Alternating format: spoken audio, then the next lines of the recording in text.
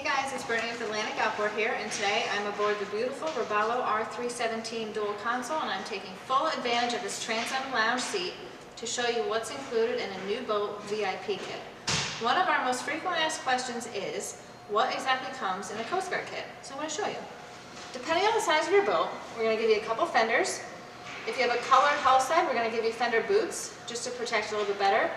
The fenders all come with the fender leads.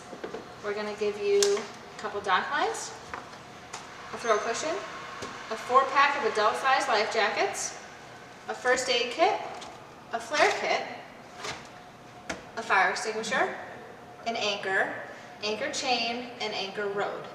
Now also in the VIP kit comes a full tank of fuel, 90 days of a free towing service, a full detail, meaning a fresh coat of wax the day you come and get it, CT boat and trailer registration, so we'll register the boat and trailer in Connecticut.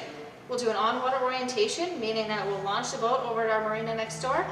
We'll go for a ride, we'll spend as much time as you need to feel comfortable with it, and of course the Coast Guard kit. So we have a beautiful new showroom full of new boats that are waiting for you. Come check us out.